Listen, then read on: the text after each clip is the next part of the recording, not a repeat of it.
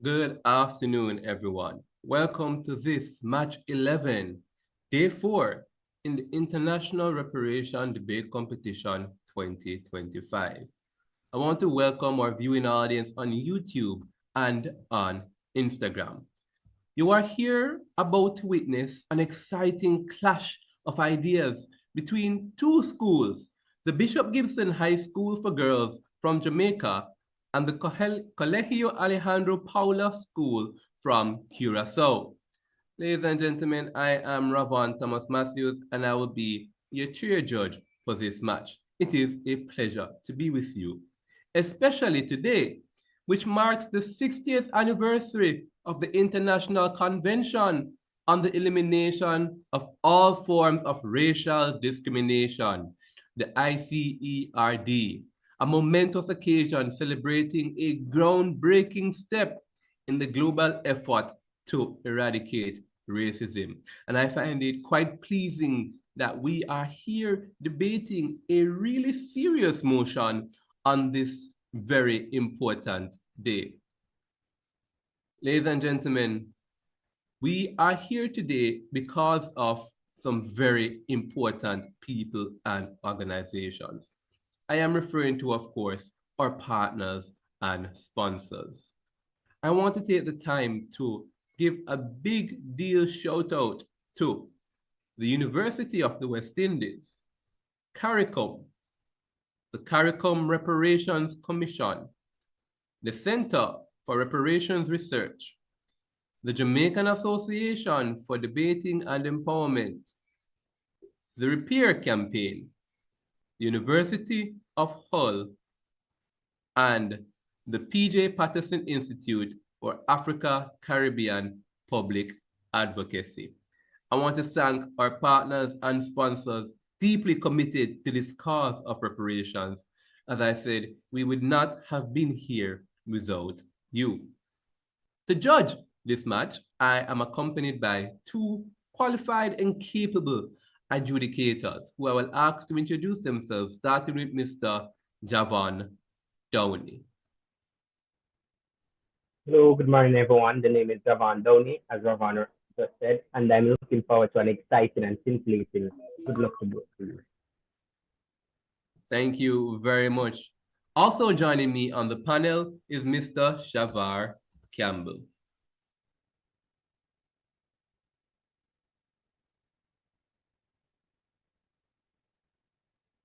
And content kill match. Thank you very much. I'm looking forward to it as well. And here to provide that exciting match, the two teams, Bishop Gibson and Colegio Alejandro. I want to invite the proposition team, Bishop Gibson High School for Girls, to introduce themselves.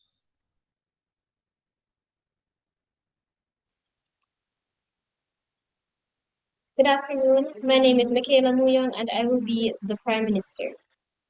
Good afternoon. My name is Tanisha White and I'll be the Deputy Prime Minister. Good afternoon. My name is Danelia Jones and I will be the third speaker. Thank you very much, Bishop Gibson. We now invite the speakers from Colegio, Alejandro, Paula, to introduce themselves. Good afternoon. I'm D.A. Jadal and I'm the first speaker. Good afternoon. I'm Jeremy Winkler and I'll be the second speaker. Good afternoon. I'm Zion Dorcom and I'm the third speaker. Thank you very much. The motion before us today reads, this House would prioritize future-oriented policies over continued reflection on colonial injustices. Once more, this House would prioritize future-oriented policies over continued reflection on colonial injustices. Teams, you have been briefed, but for the benefit of our viewing public, I will run through the structure and rules of the competition. The start of the debate naturally will be the proposition in the form of the Prime Minister. She will be followed by the opposition leader. After those two speeches, we're going to end up in that exciting period of cross-examination. And I'll tell you a little bit more about the cross-examination when that time comes. After that period of cross-examination, we will invite the Deputy Prime Minister, followed by the Deputy Opposition Leader, and then we'll engage in another period of cross-examination. Then we will have a 1-minute pause and invite then after the opposition reply speaker to conclude the debate for that team, followed by the proposition reply speaker to conclude the debate overall. Ladies and gentlemen, you know your time signals. The first speaker gets 7 minutes, the second 6 minutes, the third 5 minutes. The first and last minute of each speech is what we call protected time, in which no points of information will be allowed. Outside of protected time, that is outside of the first and last minute of each speech, we absolutely encourage points of information. Ladies and gentlemen, let us get this wonderful match underway. And to do so, we invite the first speaker from the proposition team, Bishop Gibson High School, Michaela Mu Young.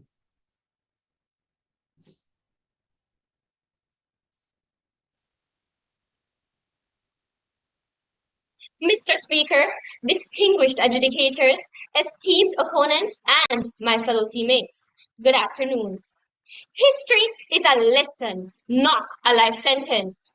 While we must remember the injustices of colonialism, we must also ask ourselves, will endless rehashing of past wounds build our future, or will it anchor us in a cycle of grievance and inaction?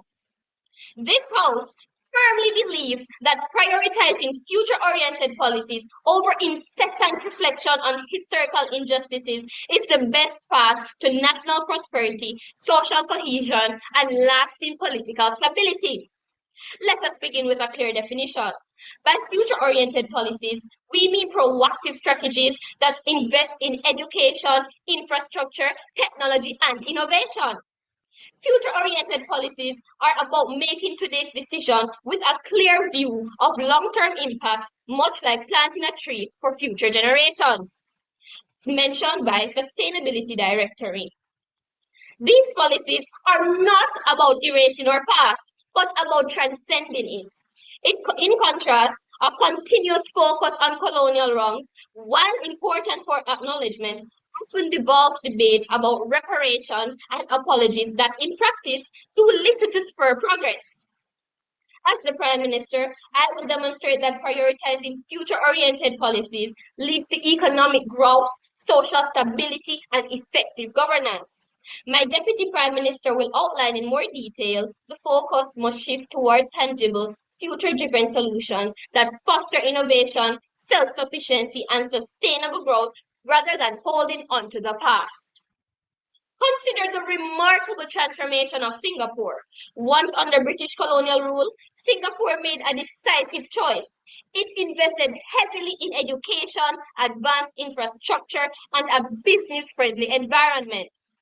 Today, Singapore stands as a global financial hub with a GDP per capita nearing $80,500, stated by our World in Data. Singapore's success is not a result of dwelling on past wrongs. It is the product of forward-looking policies that embrace innovation and human capital. Similarly, South Korea, a nation that endured decades of Japanese colonial rule, shifted its focus toward building a modern economy. By investing in education and technology, South Korea not only overcame its colonial legacy, but also emerged as a leader in industries such as electronics and automotive manufacturing. Today, its GDP per capita stands at around 34,000 US dollars, stated by World Bank. The South Korean experience shows us that the scars of the past need not dictate our future when we invest in our people and our potential. Even Rwanda, once synonymous with despair and remembered for the devastating genocide of the 1990s, is today one of Africa's largest economies, projected to grow 7 to 8% annually, stated by World Bank. Rwanda has embraced policies focused on technological advancement, clean governance, and community-driven development. Rwanda's National Cleaning Day, strict anti-littering policies, and comprehensive environmental initiatives are not just symbols of pride. They are concrete measures contributing to the nation's progress and quality of life. On the other hand, let us examine nations that have allowed historical grievances to dominate their economic agendas. Zimbabwe, for example, has long fixated on reclaiming colonial-era land and debating reparations. Unfortunately, this fixation has coincided with political instability and economic collapse, including episodes of hyperinflation that devastated the economy. Critics might argue, how can we heal without acknowledging and compensating for past wrongs? But Mr. Speaker, let us ask, when has an apology ever built a hospital, a school, or a thriving industry?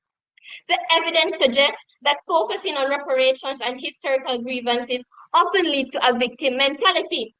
This mindset can paralyze innovation and discourage the entrepreneurial spirit that is essential for progress. Mr. Speaker, our policy choices today will determine our tomorrow.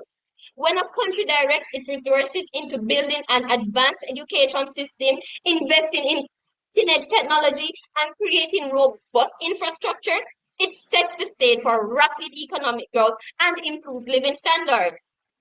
This is not to say that we should erase history. On the contrary, acknowledging our past is vital, but we must learn from it without allowing it to dictate our future. Pursuit of justice must not become an endless loop that hinders our progress. A balanced approach acknowledges past wrongs while focusing on actionable forward-looking strategies. The tangible results we see in nations like Singapore, South Korea, and Rwanda are achieved through strategic investments in human capital, technological innovation, and robust infrastructure. Mr. Speaker, as we face an era of unprecedented technological advancement and global interconnectedness, the path we choose now must be one of proactive development and resilience. We must move beyond debates that dwell on the past and focus on policies that propel us into a future of opportunity and prosperity. The opposition will stand here and cry over spilled milk while we lay the foundation for a future that no one goes thirsty. Let us choose progress over grievance, action over inaction, and hope over despair. I thank you.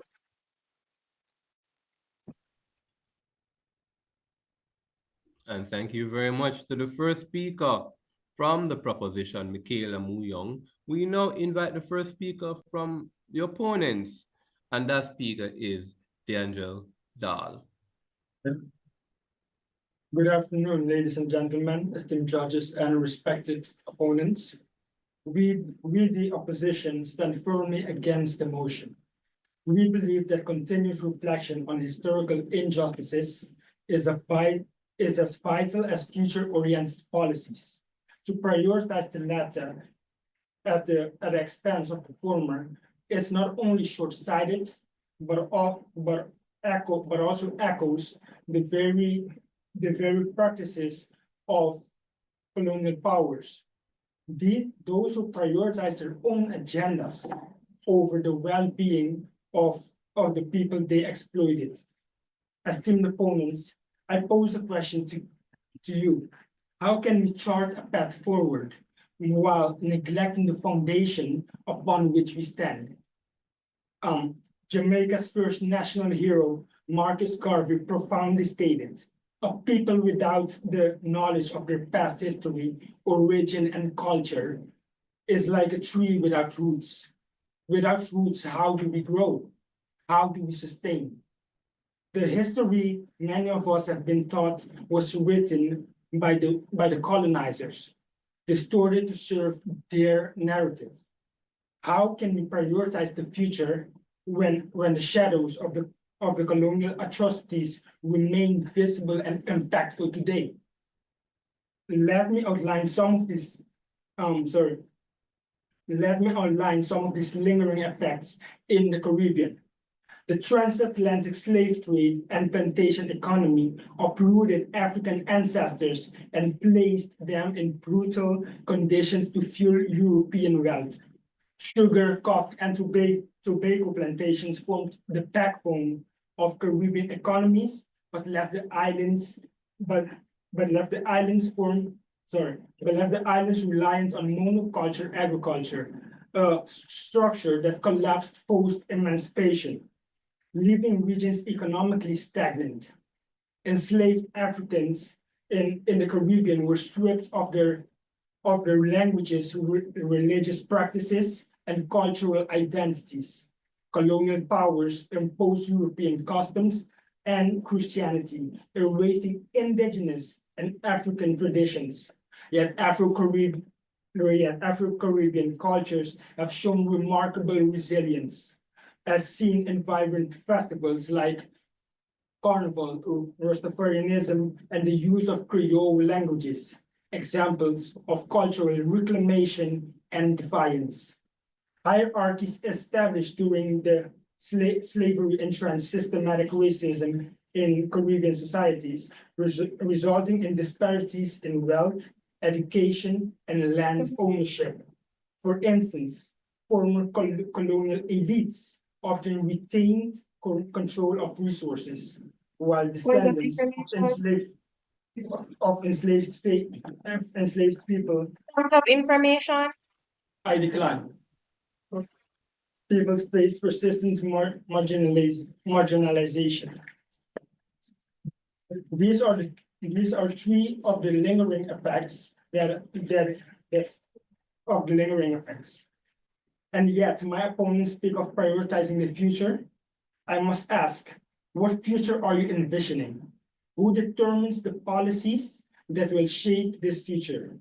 Are these policies tailored to the diverse and unique situation of our people, or are they once again dictated by external powers, some of whom still maintain colonial ties?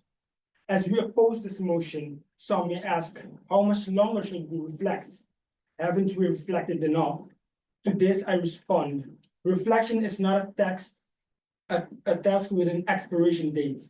The future you prepare for today will in time become the past. Policies that fail to acknowledge the past risk irrelevance, and societies that neglect reflection risk repeating the same mistakes, perpetuating cycles of oppression and injustice. However, we understand the concerns surrounding continuous reflection, and we propose actionable solutions to ensure it leads to meaningful progress. Set time, for example, set time limits for reflection, maybe 10 to 15 minutes a day. Daily can. Point of information. I decline again. Can ensure focus without over-analyzing. Seek diverse perspective to challenge assumptions. Pair reflection with achievable goals.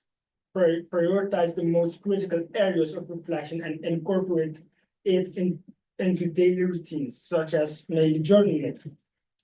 These solutions bridge the gap between thoughtful reflection and decisive action, ensuring that we honor our past without being immobilized by it. Ladies and gentlemen, esteemed judges and respected opponents, the motion before us presents a misleading dichotomy: reflection versus progress. In truth, these two concepts are not opposing forces, but interconnected paths to equity and justice. Reflection is not a hindrance to progress, it is the compass that guides us forward. We firmly believe that continuous reflection on historical injustices is as vital as the policies we design for the future. In fact, future-oriented policies benefit from reflection on colonial injustices. How you may ask, future goals encourage us to learn from our past wrongs to ensure we avoid repeating them. Reflection identifies systematic issues to hinder our societies and communities. Programs like CARICOM's 10 Points Preparatory Justice and exemplify how reflection inspires meaningful actionable policies and repair past harms while fostering future progress. To prioritize the future while disregarding the past is to risk building on shaky foundations. Without acknowledging history, we are bound to repeat it. By ensuring our roots are strong and our history recognized, we can chart a future that embodies equity, justice, and sustainable growth. For these reasons, we strongly oppose the motion. Thank you.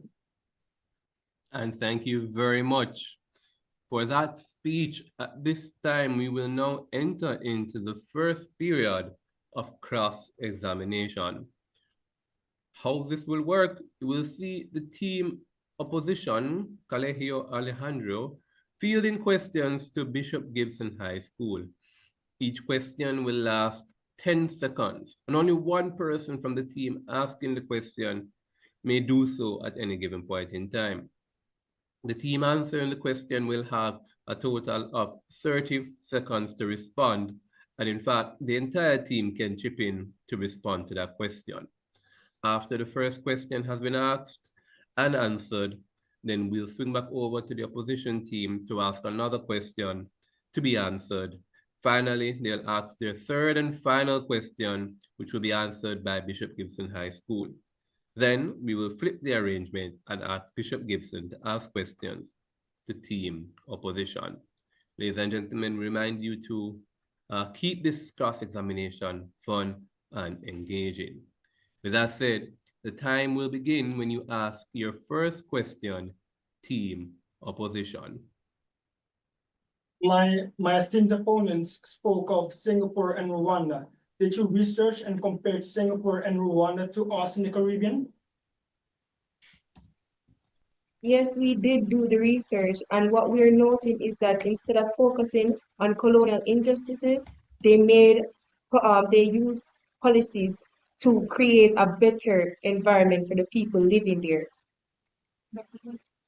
And take Barbados, for example. They were once under British colonial rule, but instead of dwelling on their past, they put forward future policies to ensure that their economy can grow.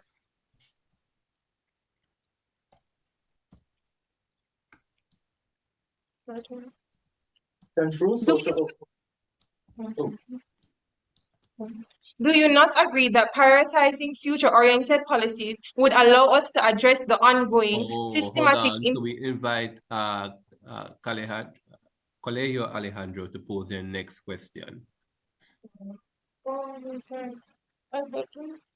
Yes, indeed. So the floor is still yours, opposition, to ask your question of proposition. Thank you. Can true cohesion, as you previously mentioned, truly be achieved without acknowledging and continuously addressing the historical injustices that have shaped the social fabric of society? Could you repeat? Okay. Can true cohesion, as you previously mentioned, truly be achieved without acknowledging and continuously addressing the historical injustices that have shaped the social fabric of society? We are not saying that you shouldn't acknowledge it. What we're arguing is that we shouldn't continuously focus on colonial injustice alone, because that cannot fix the issues. You need the policies to actually address the issues and fix the problems that we're facing.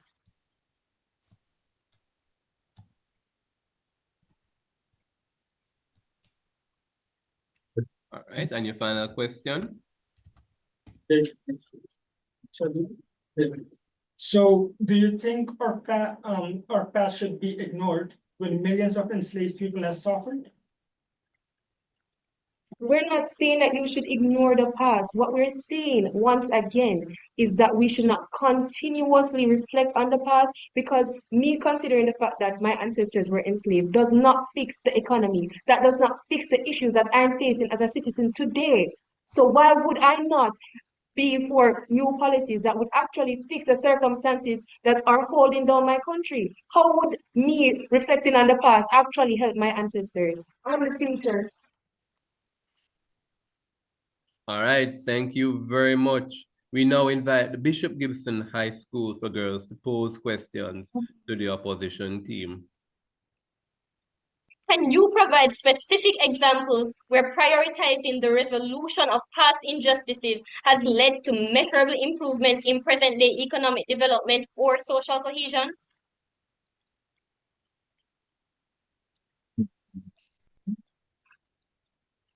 are not prioritizing anything. Your guys' motion is that you guys would prioritize future-oriented policies over continued reflection. It is not a matter of either or, it is of both and. Can we educate people about colonial injustices and promote awareness through inclusive, forward-looking policies that address the ongoing impacts of colonialism rather than perpetually reflecting on the past? Can you repeat the question, please? Can't we educate people about colonial injustices and promote awareness through inclusivity, forward-looking policies that address the ongoing impacts of colonialism rather than perpetually reflecting on the past?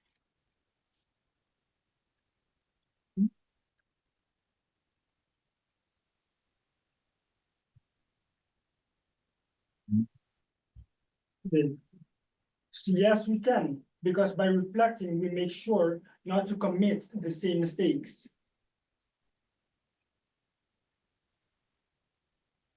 Acknowledging past injustices is crucial for healing. Why do some nations that have moved on from historical grievances experience greater social harmony and economic success than those that dwell on them? Can you please repeat that question too? If acknowledging past injustices is crucial for healing, why do some nations that have moved on from historical grievances experience greater social harmony and economic success than those that dwell on them? Because maybe they have reflected on them, but it shows that they haven't learned from them. We reflect by continuously reflecting. You learn from your past, you acknowledge it, and then you move forward to your future-oriented policies.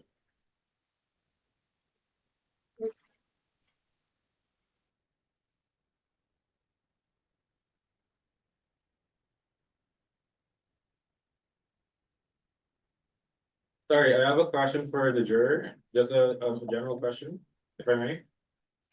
Right, indeed. Thank you very much for that period of cross-examination.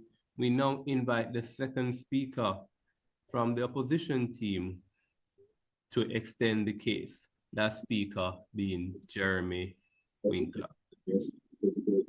From the proposition team, rather, Tanisha White. Question before I start. Floor is yours, Bishop Gibson. Sir? Excuse me, can I ask a question? You can put the question in the chat, or go ahead. Never mind. Sure, you feel free to ask your question. Yes, but okay. After this round, when we ask questions, can we address the former questions still, or do we have to leave those alone? Okay, no, feel free to address anything in the debate at any given point in time. All right, with that said, we invite the second speaker from Bishop Gibson High School, Tanisha White. Mr. Speaker, honorable judges, esteemed opponents, ladies and gentlemen, today we stand at a crossroads. Will we remain shackled to a painful past, or will we unshackle ourselves and strive for a brighter future? The motion before us is clear. This House believes we must prioritize policies that empower and unite rather than those that divide us through endless historical reflection. Let us be unequivocal about the depth of our historical trauma. The transatlantic slave trade was not merely an economic system, it was a systematic destruction of humanity. Scholars like Eric Williams in Capitalism and Slavery have meticulously documented how the Caribbean's entire economic infrastructure was built on the blood, sweat, and tears of enslaved people. But here is the crucial distinction. Acknowledging our pain is not the same as being defined by it. History must guide us, not divide us. As Desmond Tutu, chair of the Truth of Reconciliation Commission, powerfully urged, no future without forgiveness. True national healing comes not from perpetual blame, but from acknowledging past wrongs while simultaneously building a unified future. Look at South Africa. After apartheid, they could have chosen perpetual blame. Instead, they created the Truth and Reconciliation Commission, which acknowledged past wrongs while fostering national unity. Compare this with nations that refuse to move on, where blame and resentment linger, leading to ethnic, political, and economic stagnation.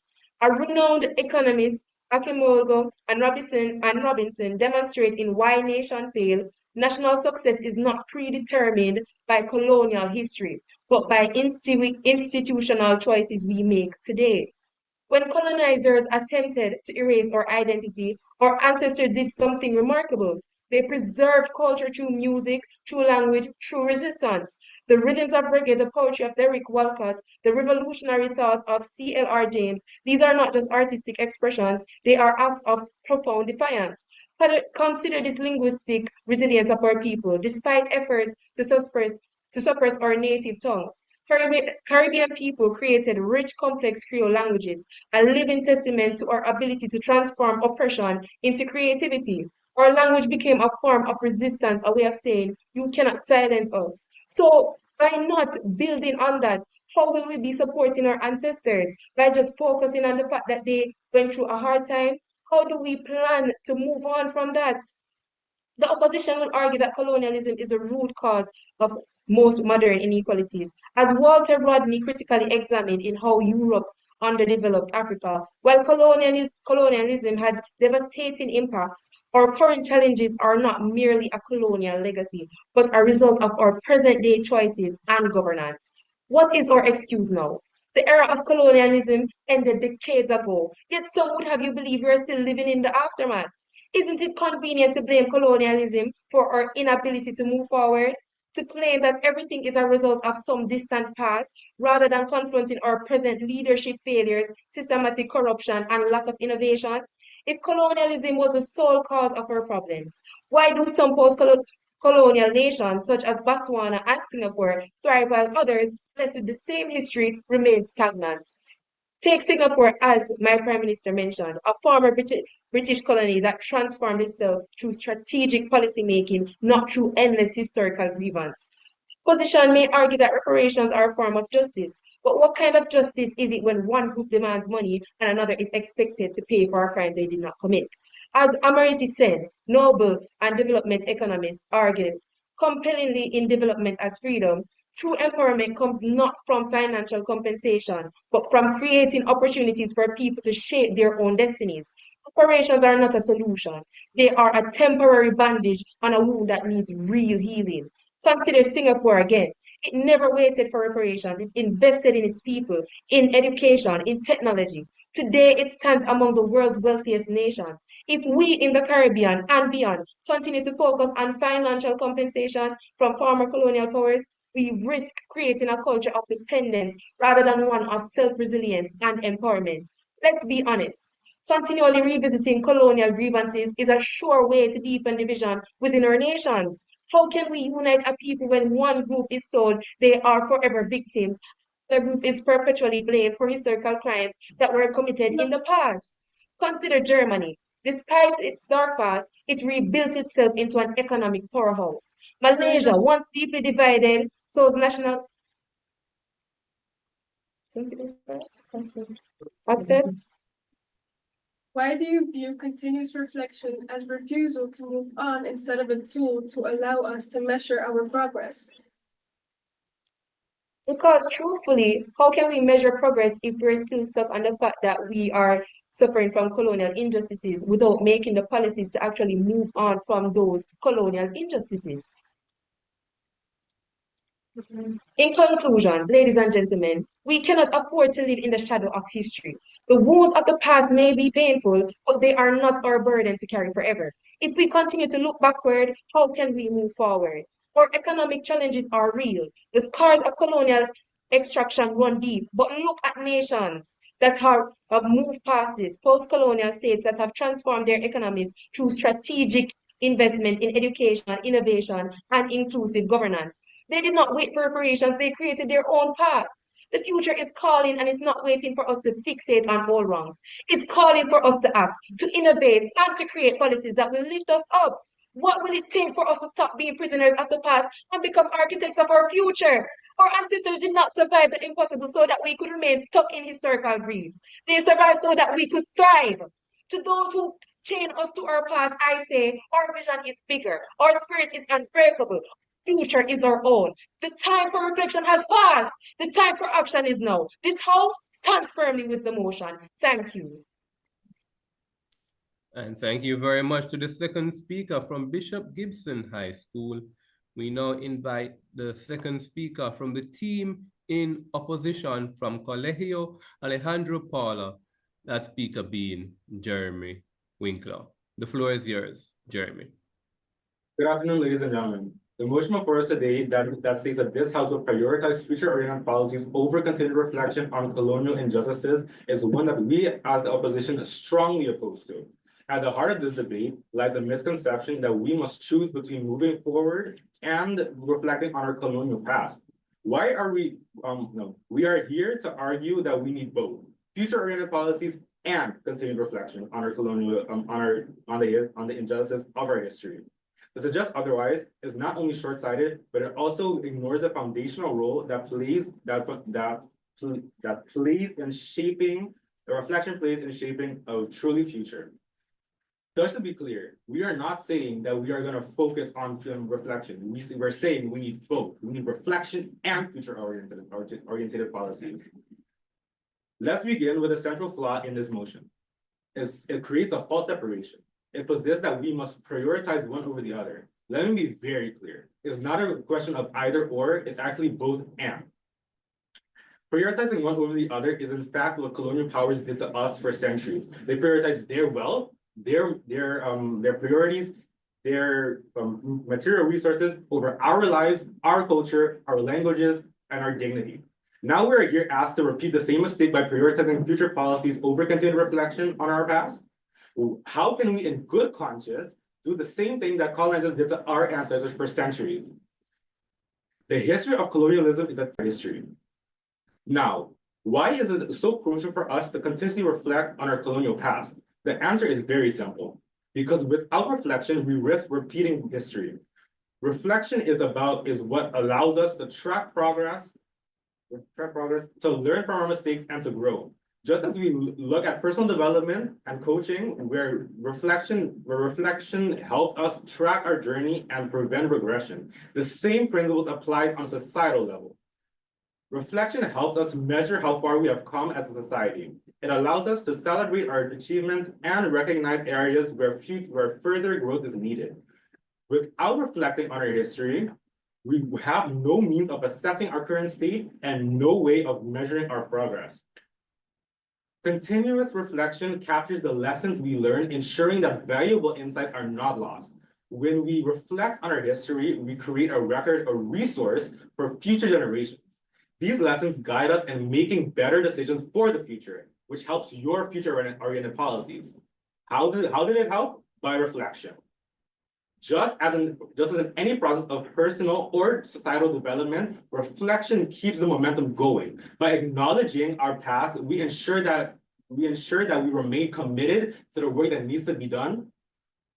And without reflection, we risk falling into old habits. Societies that do not reflect on their past often find themselves repeating the same mistakes. Reflection provides the critical pivot points that prevent us from regressing. If we do not reflect on our colonial history, we run the risk of collective amnesia, forgetting the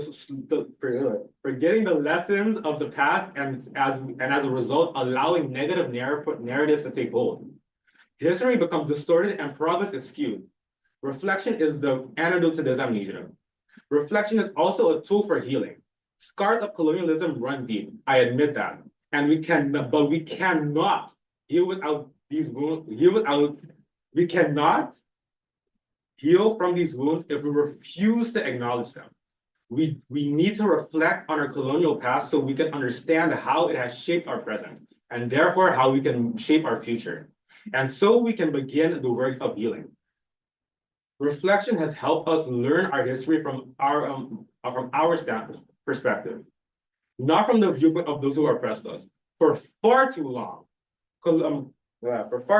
colonial powers controlled the narrative of history. They told us who we were and what mattered. But by reflecting on our history, we can reclaim our stories and shape it in our narrative. Take as an example Independence Day.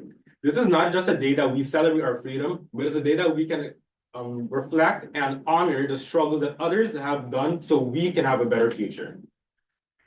Without reflection, Independence Day is just another day disconnected from history and from the history that it means to commemorate. Now, our esteemed opponents might argue that moving forward requires us to focus on future-oriented policies and leave the past behind. The definition of a priority is to treat something as more important than others. So you're telling me that the past that others lived, that they suffered for, was less important than our future? How so? To prioritize future policies without reflecting on our past is to risk repeating the mistakes that have been made before. Yes, we must look forward to the future, but must do so with the understanding of how the past has shaped our present. We must not allow the mistakes of the past to remain unaddressed, or we will carry them with us into centuries for the future. In conclusion, we reject the notion that we must choose between future-oriented policies and reflecting on our colonial past. We need both. Reflecting is essential to the progress, healing, and justice. Without it, we risk repeating the mistakes of the future. Thank you. And thank you very much to the second speaker from Team Opposition. Now we enter into another period of cross-examination and invite the opposition team to pose questions to Team Proposition.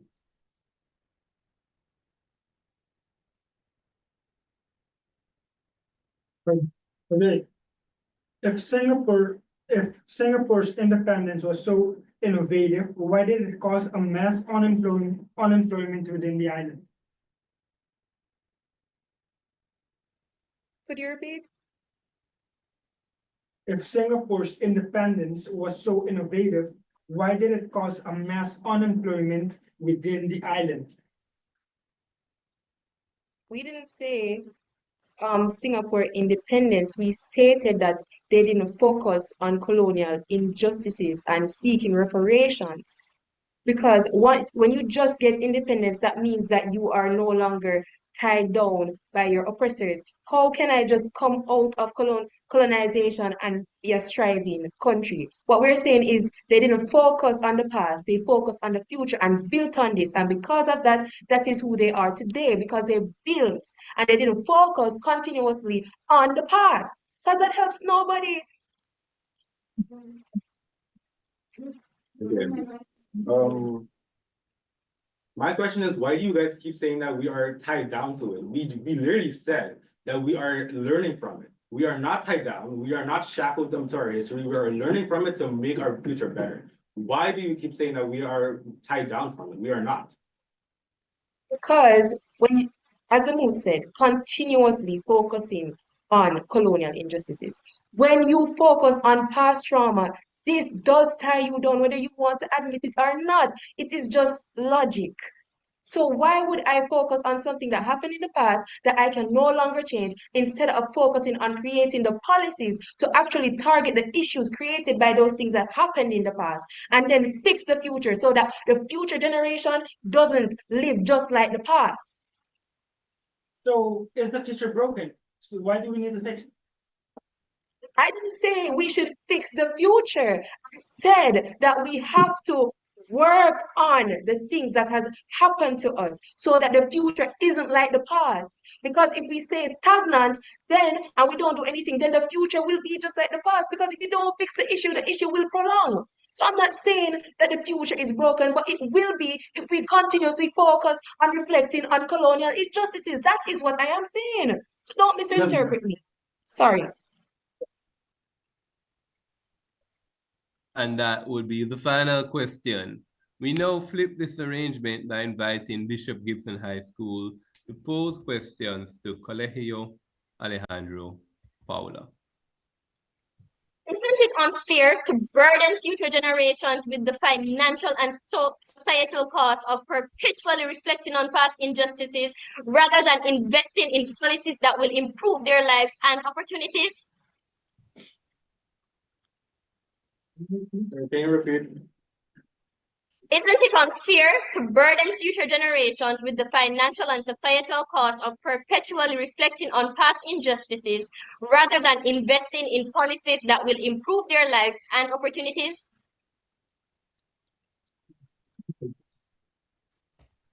Sorry, can you please say it again? Because we don't understand the question. Isn't it unfair to burden future generations with the financial and societal costs, perpetually reflecting on past injustices, rather than investing in policies that will improve their lives and opportunities?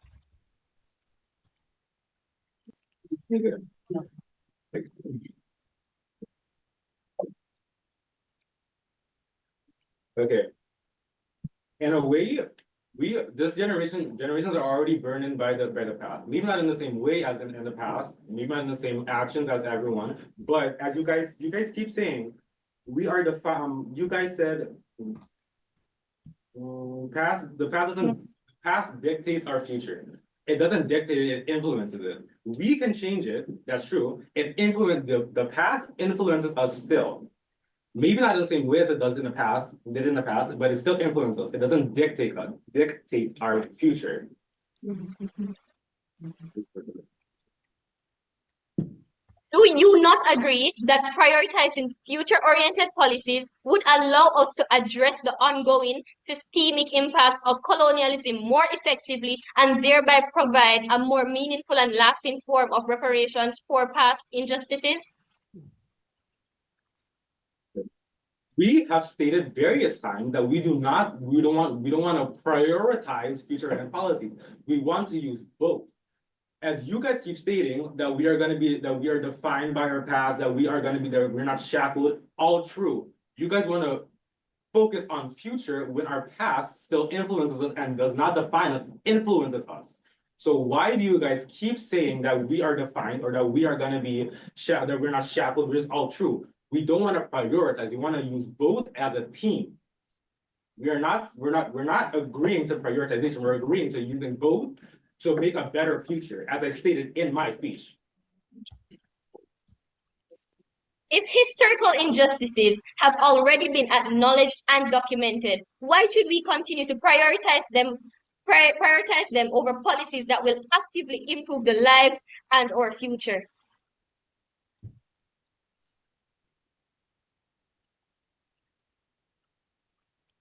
Some of them, not all of them.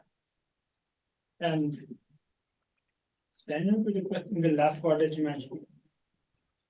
Why should we continue to prioritize them over policies that will actively improve the lives of our lives and our future? So as you mentioned, we're not prioritizing anything.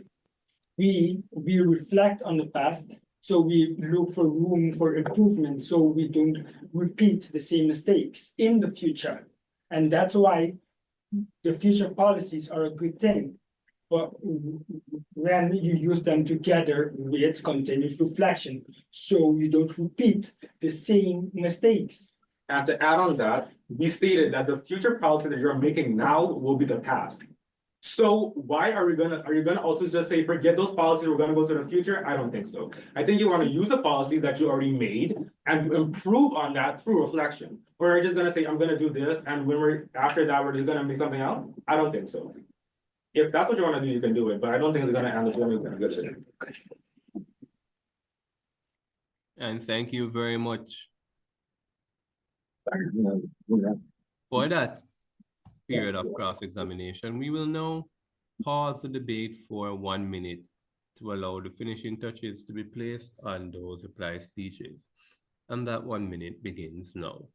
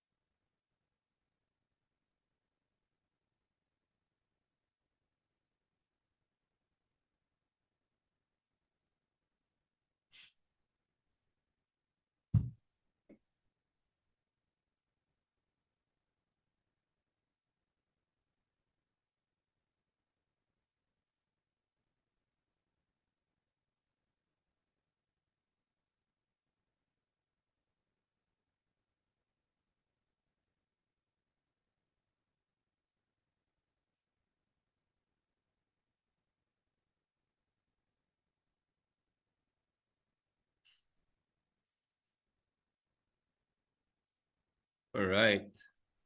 That is 1 minute past. We now invite the final speaker from Team Opposition to conclude the debate. That speaker being Zion Dorncamp. The floor is yours, Zion. Ladies and gentlemen, we have now reached the final stage of this debate, and I will take this opportunity to summarize the key points made by my team and explain why we, the opposition, firmly stand against the motion that this House would prioritize future-oriented policies over continued reflections on colonial injustices. In our case, we have shown that it is not a question choosing between progress and reflection. Rather, it is about the independence of both. Without continuous reflection on our colonial past, we cannot build a truly inclusive or sustainable future. I will address 3 critical aspects that our team has emphasized: the fallacy of the false separation, the importance of reflection in tracking progress, healing, and avoiding regression, and the need for a balanced approach to moving forward. My teammates and I highlighted an essential point, that this motion sets up a false separation between future-oriented policies and continued reflection on our colonial past. The argument that we must choose one over the other is fundamentally flawed. It is not either or, rather both and. The colonizer prioritized their own needs, wealth, resources, and power over the lives, cultures, and history of the people they oppressed. To suggest that we, as former colonies, should now prioritize the future without acknowledging the past is to repeat the same mistakes that led to colonial repression. We cannot, in good conscience, perpetuate that injustice by disregarding reflection. We also emphasized prioritizing one over the other is what led to colonial exploitation. If we continue to erase or ignore our past, we risk perpetuating the very structures that colonizers used on us. Reflection is not the enemy of progress. It is a crucial part of creating a just and informed future. My teammates and I have made a critical point that reflection is essential for growth and for healing.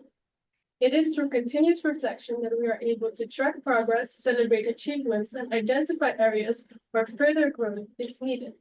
Without reflection, how can we understand the true extent of our progress? How do we ensure that the changes we make are lasting and are meaningful? Reflection is also vital in preventing regression. History shows us that societies that failed to reflect on past injustices are more likely to fall back into old habits, repeating mistakes that were not learned from. As my second speaker pointed out, reflection prevents societal regression by capturing critical turning points and lessons learned, so we can ensure that we do not fall back into the same destructive patterns. Furthermore, reflecting on our colonial past is key to healing. The scars of colonism are not easily erased, and we cannot move forward without understanding how colonism has shaped our present-day realities. As a society, we need to acknowledge and reflect. The core of our argument is that moving forward is not about ignoring the past. It is about integrating our past into a vision for the future. Progress does not occur in a vacuum.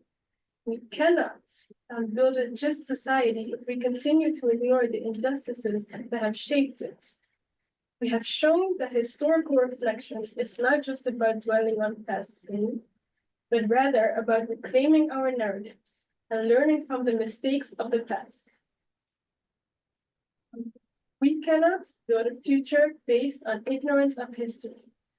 As we mentioned earlier, reflection is a tool for understanding our own identity.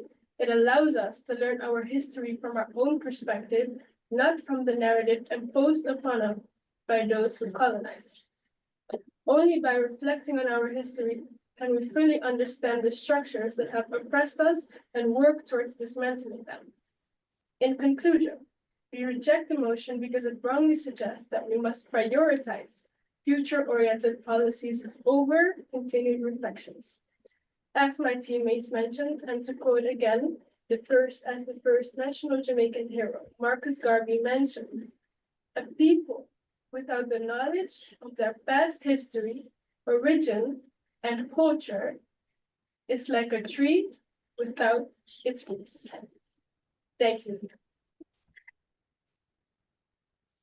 And thank you very much for concluding the debate for that side of the House. We now invite the final speaker of the debate, Daniela Jones, to conclude the debate for Bishop Gibson High School for Girls.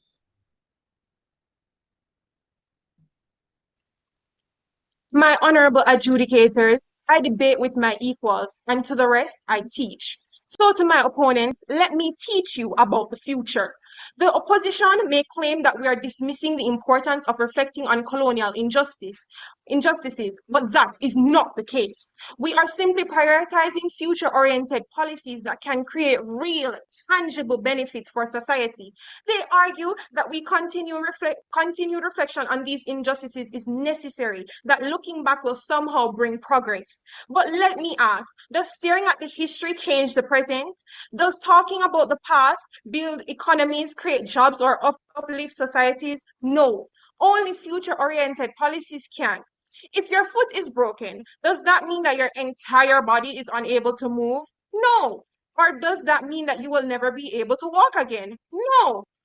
Of course, it will hurt. Yes, the pain is real, but with time, it heals. If you continue to move and try, whether that's physically or mentally, progress only happens if you push forward.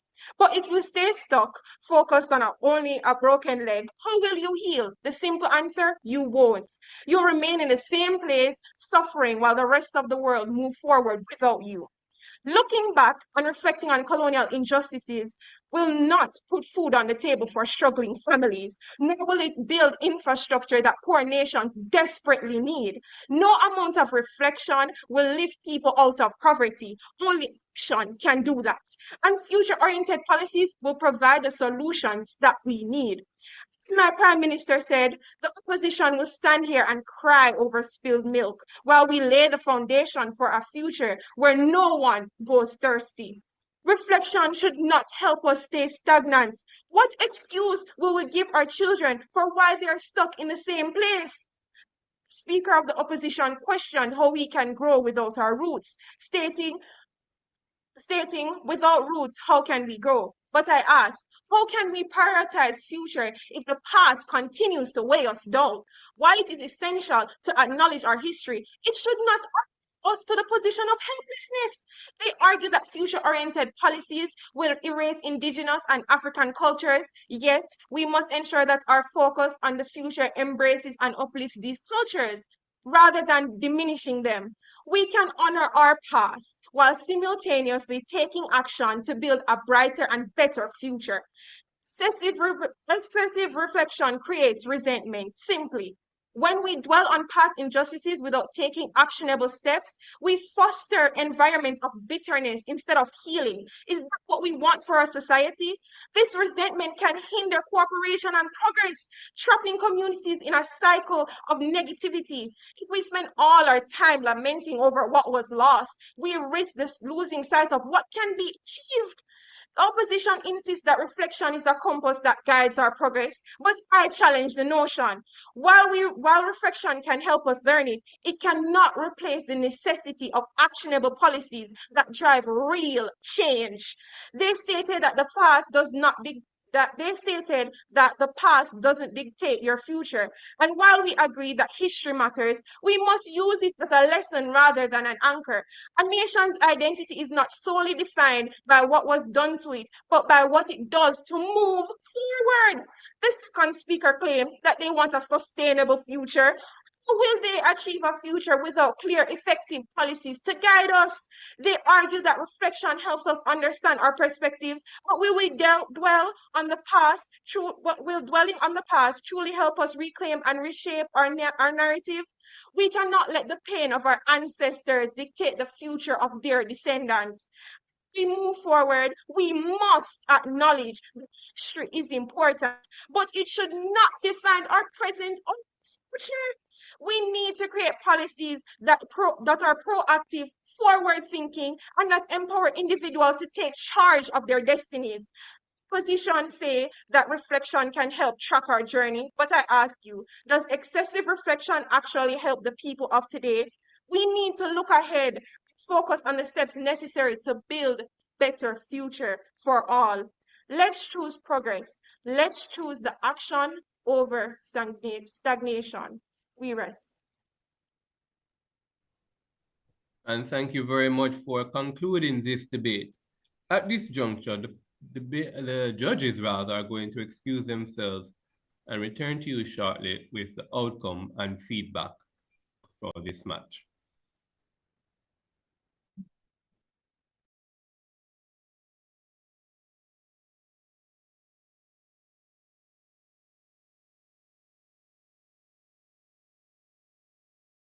Hi, I'm Tanisha White, captain of the Bishop Gibson High School debate team, proudly representing the Lavender and Purple.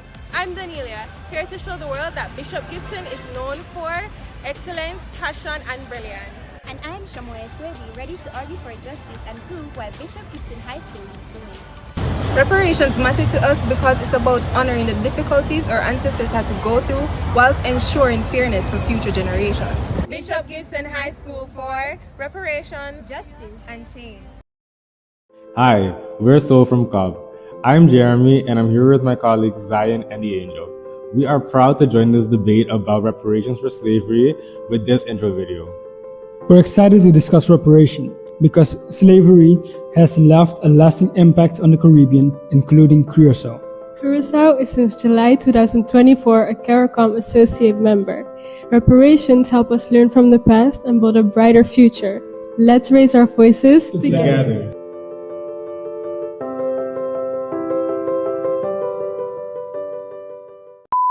Soul from Curacao Cobb. Waarom hang ik in de camera aan het kijken?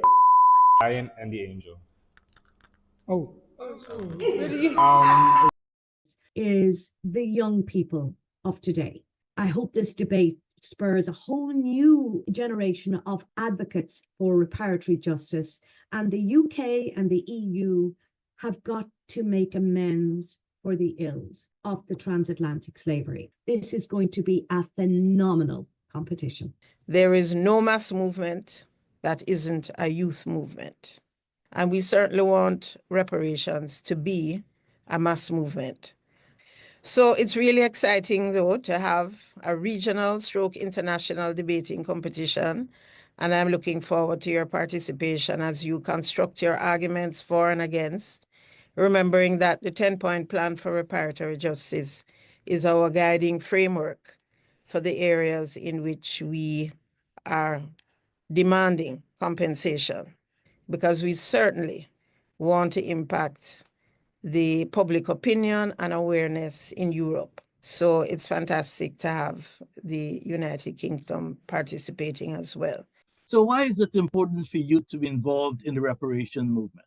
Being involved in the reparations movement is critical to youth if one is to know their history so that they can understand why their societies are functioning as they are today. The future of the countries we live in are dependent on the current situation that exists today in our countries.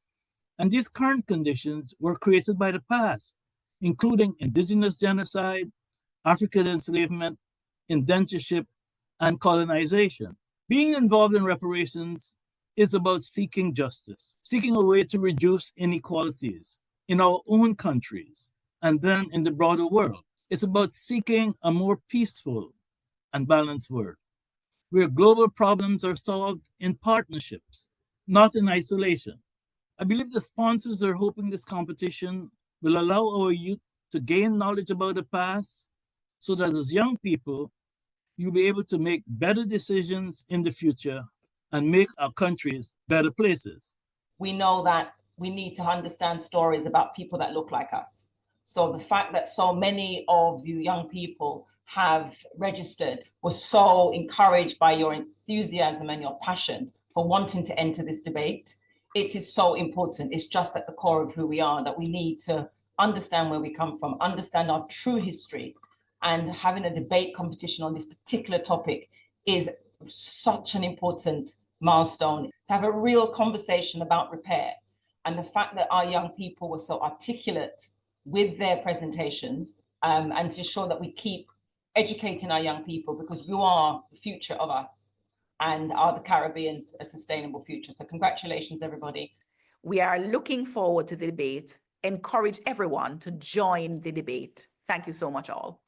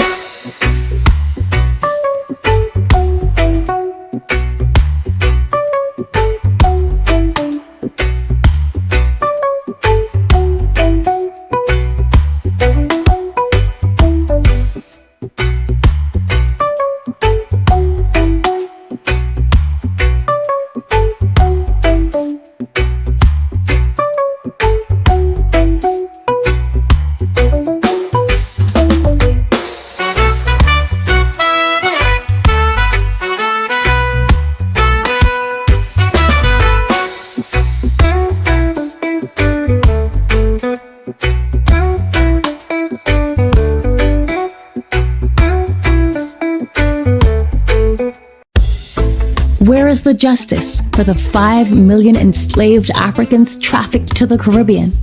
Think about it. Chattel slavery didn't just end, it left deep, painful scars across each Caribbean country. The deliberate underdevelopment, the brutal trauma and violence we inherited. It's time to repair this damage so we can build thriving, sustainable economies where young people like us can dream big, achieve more, and live better lives right here in our own home. Do you see why repair matters? Stand with us, join the calls for justice, and sign the petition for reparations at repaircampaign.org/petition. It's very important that this is understood, because we can't talk about legacies before talking about what left those legacies on our landscape. Enslaved Africans were subjected to the worst atrocities imaginable: kidnapping, storage in filthy barracoons, the Middle Passage, forced drowning as in the case of the slaver Zong, branding with hot iron, including by the church, with SPG being seared into the flesh of those they owned, unrelenting field and factory labor, legal codes that rendered them non-human, and harsh punishments when they resisted enslavement, deportation, dismemberment, hanging, imprisonment, severe flogging, including of women and children. According to Lucille Matherin Mayer, and I quote, "Neither age nor pregnancy exempted women from corporal punishment. Rather, they were laid down in the filthiest place the driver could find for floggings.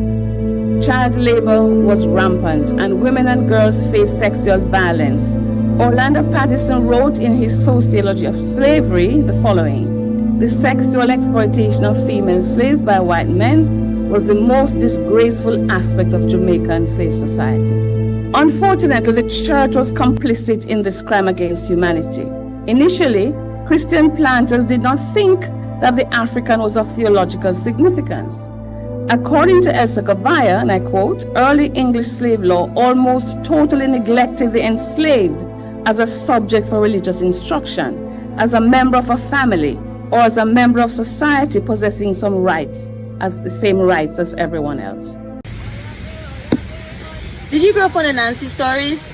Yep, most of us have. But did you know that Anansi played a major role in our ancestors' survival? So let's talk about it. He's more than just a trickster spider. He was a means of inspiration for resistance. Anansi's cleverness in outsmarting his rivals mirrored tactics enslaved people used in their daily lives. By pretending to be foolish or inept, a technique known as play fool for catch wise, enslaved people lowered their enslavers' expectations and reduced suspicion. These methods, inspired by Anansi, are known as Anansi tactics, or in Twi from Ghana, Anansi Sem. Anansi outwitted powerful animals and even white enslavers using cunning and wit. During the plantation era, Anansi tales were shared in enslaved quarters and sometimes in front of European enslavers. These stories, recorded in journals, reveal how enslaved people used public performances to mask hidden defiance. Plantation whites often miss the rebellious messages in these tales. Caribbean Anansi stories depict him evading punishment, tricking enslavers, and a whole plethora of adventures which highlight the resistance and survival through Anansi tactics. 400 years ago,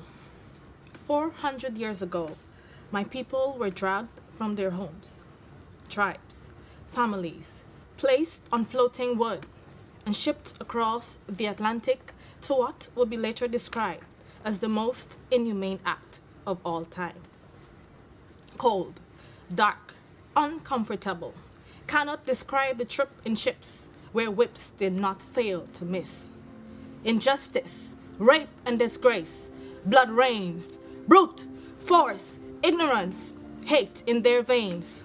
Sweat and tears, labor revealed, produce from king fields only for the esteemed.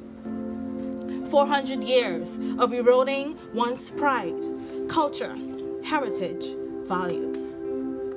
400 years of the iron chain, stringing up, leaving bare. Oh, but they never cared. Why fight when you would be met with sharp blades? So don't you dare cry out in fear. Why not plan escape with the plaiting of one's hair?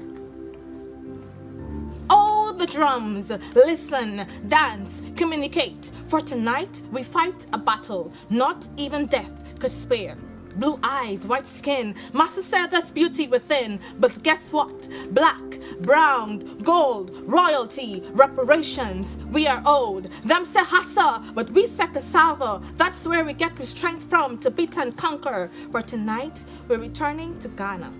You may say I'm a descendant of slaves because of the rich melanin that gushes from my pores. But I came to tell you tonight, I am not a slave, rather the descendant of kings and queens. I am the embodiment of the divine. I do not chase, I align, I attract. What's meant for me already has my name on it. I am the personification of beauty, the expression of love, the creator of life, the acknowledgement of freedom. So go ahead, call me what you want, because when I die, bury me in the oceans where my ancestors jumped from the ships, because they knew death was better than bondage.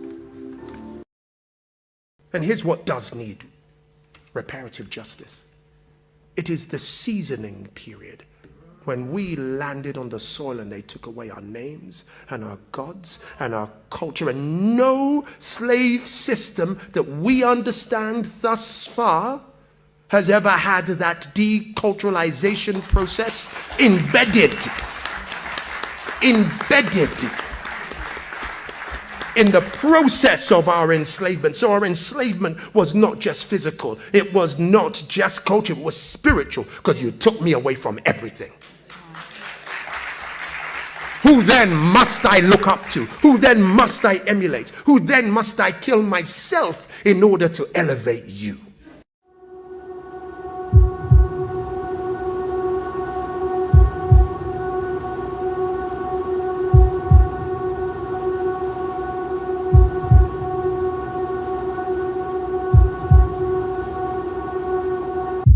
What is common about the wealth?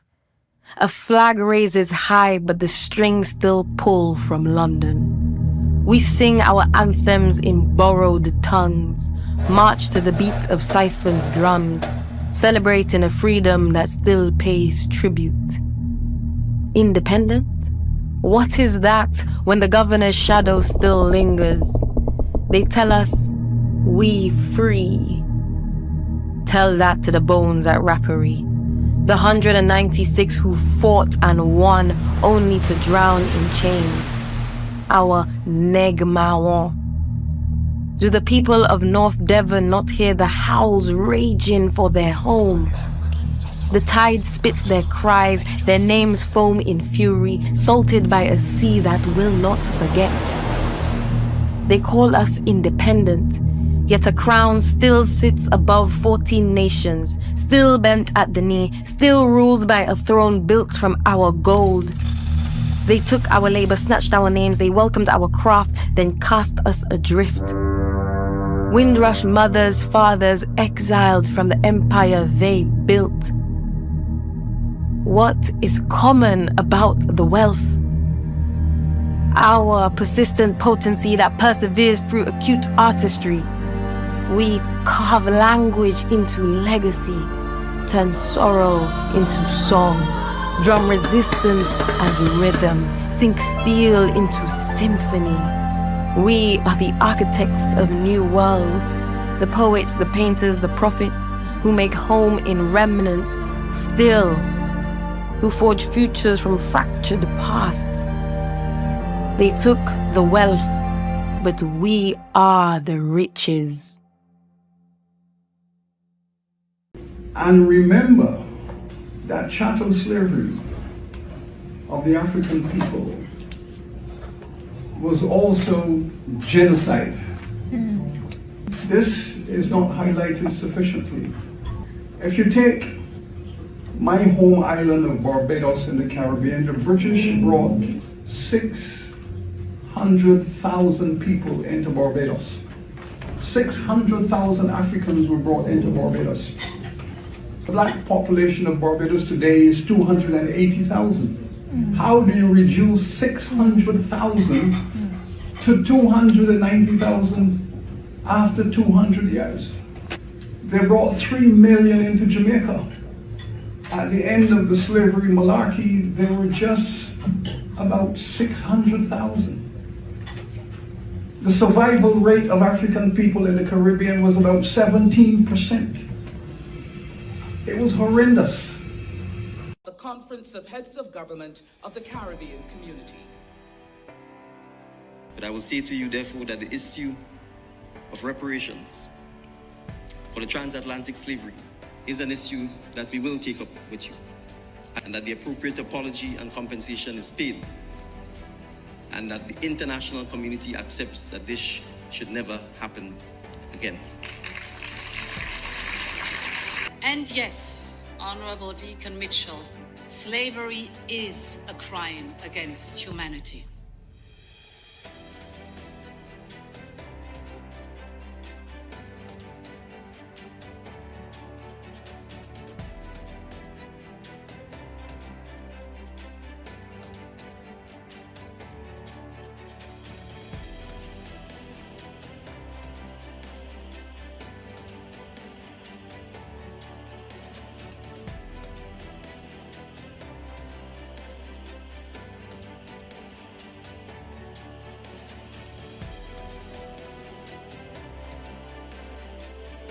The concept of reparations would take the question of development repair, and it would be multi-generational.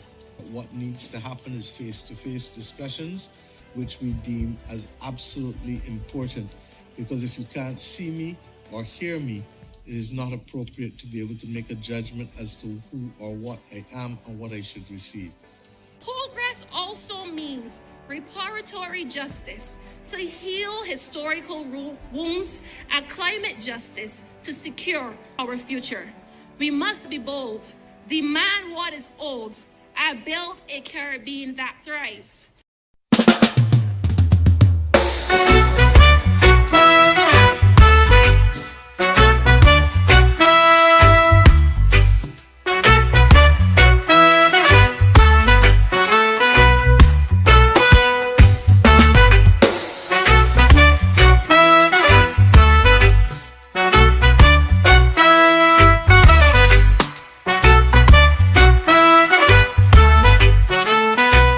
Ladies and gentlemen, we are back. The judges have deliberated. We have the final decision. This debate questioned whether or not we should prioritize future-oriented policies over continued reflection on colonial injustices, right? So there's something very key to understand in this motion, that the motion demands a prioritization of one over the other.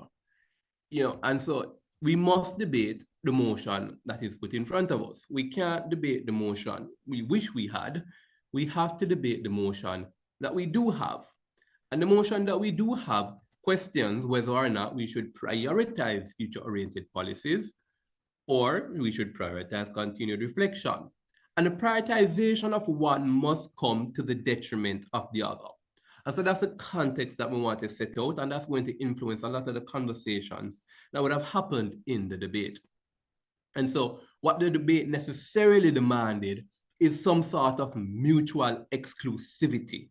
Yes, you can't have your cake and eat it too, certainly not in the context of this motion, the one that was prepared, the one that was tested, the one that was given, and the one that should have been debated. It demanded some level of mutual exclusivity, one or the other, one prioritized to the detriment of the other.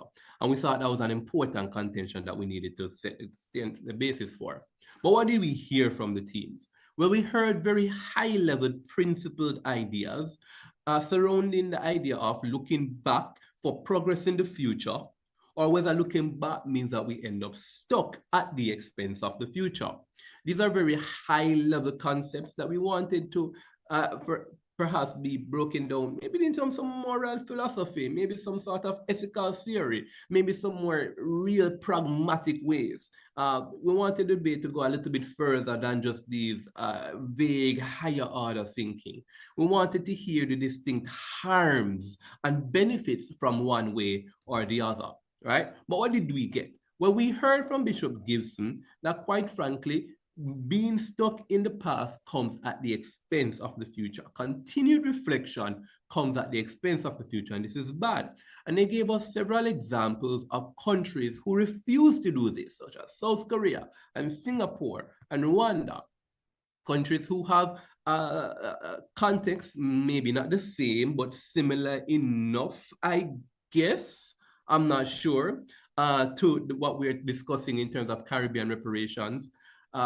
Which is a problematic thing. I shouldn't have even to ask the question of, okay, are these examples provided the exact same context as our Caribbean? I should be told.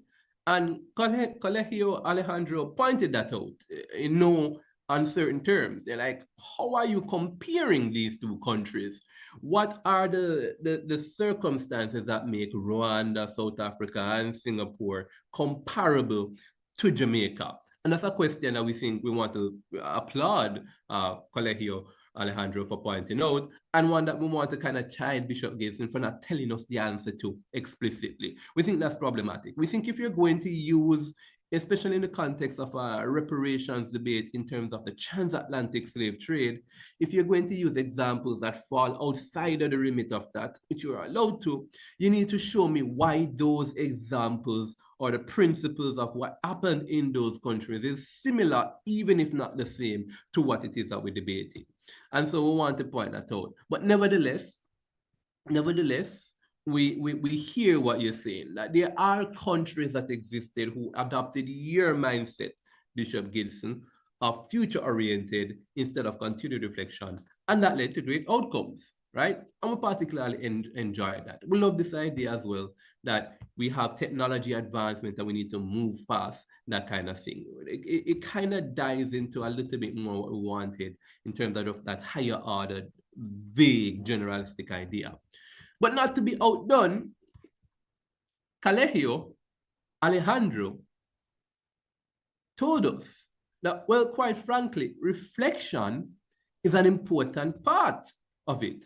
He said, if we don't understand where we're coming from, we are then doomed to repeat the very same mistakes. And that's problematic.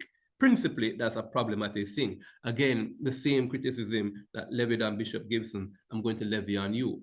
This is a high order principled idea. Flesh it out for us a little bit more. Assume that, I'm a simpleton and I need to understand this thing a little bit more. I wanted some pragmatic examples. And if you can't give me pragmatic outcomes, then go morally. Give me some moral appreciation and analysis of how it is. What instead we got from both teams is a claim that isn't warranted, isn't proven to be true, and no impact. And we want to caution the teams about that, especially in these higher order thinking debates. We still have to do the work of proving what it is that we're saying, right? And so that's something that we think is very important. So with that said, the thing that really swung a lot of this debate is a question of role fulfillment. Who did the better job of doing what the debate asked them to do? The prioritization of one to the detriment of one. And the answer to that question and the winner of this debate is informed primarily by the scores of the speakers, how they fulfilled their roles, how they performed in the cross-examination. There really wasn't very much to split both teams. I think both teams did a good enough job of expressing the higher order thinking. And in the absence of that critical, pragmatic analysis, what ended up splitting the scores were the individual speaker points and the cross-examination. And so with that said, the team that has won this match, and we'll be moving on to round 2 of this competition, is the team in proposition Bishop Gibson High School.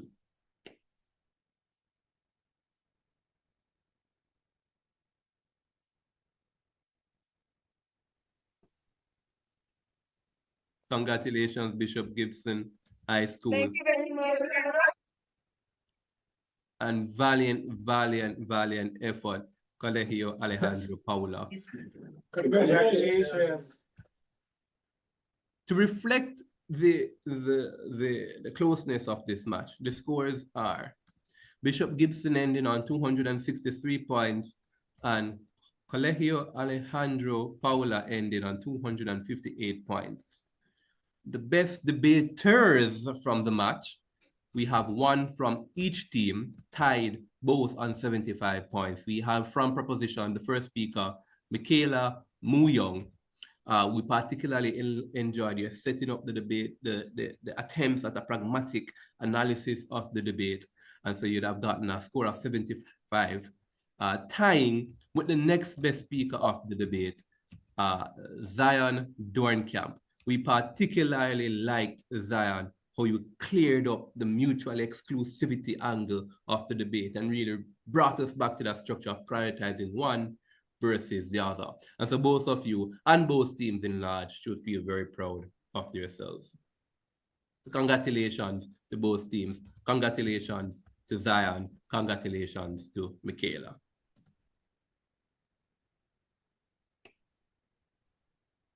Ladies and gentlemen, that concludes the penultimate match in round 1 of the International Reparation Debate Competition 2025. Join us 2 p.m. on the hour, where we will see 2 more teams vying for that last guaranteed spot in round 2. Those 2 teams, Club CV Bethel from the Bahamas, facing off against Magati High School from Jamaica, and they will be debating the motion. This house believes that Asian indentureship should be separated from the Caribbean reparation movement. I have been Ravon Thomas Matthews. It has been a pleasure. See you at 2 p.m.